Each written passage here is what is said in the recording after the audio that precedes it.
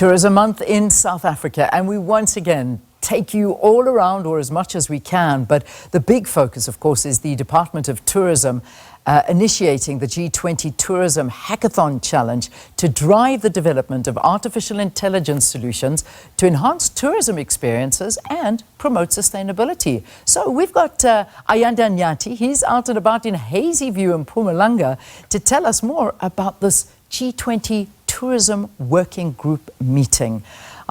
This is such an important one, Ayanda, but a beautiful one at that. Talk to us. Good morning to you. Good morning, Leanne. Great to see you again out of studio and out of a suit and taking in all the incredible work that's being done here. We're actually coming to you from the Premier Hotel in White River in Mpumalanga, just a couple of kilometers out of Hazyview. And we're inside the room where all those important discussions have been taking place from delegates who are part of the G20 Tourism Working Group. Today is day 3 of that meeting, so you can only imagine just how much has been said so far.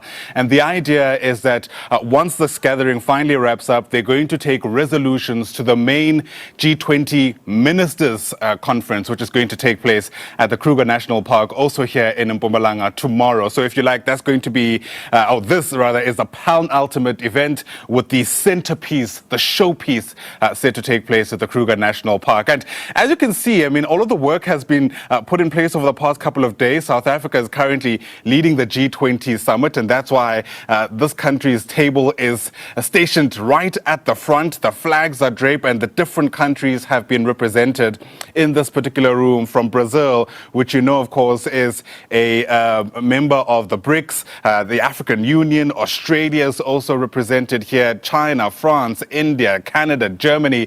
The list really goes on and on. But as you mentioned just a short while ago, Leanne, there are a number of focus areas for this particular gathering, and one of them is centered around artificial intelligence and using that to drive this concept of digital innovation. We're hoping that by the time the main Ministers' Summit wraps up tomorrow, we would have had a much better sense of what that ultimately means in a context where we know that, you know, challenges like the digital nomads have presented unique challenges to tourism in this country, but certainly elsewhere in the rest of the world as well. I want to take you through some of the other focus areas of these meetings. We're told there's going to be a focus on improving and enhancing air connectivity in order to ensure that there's seamless travel for all people.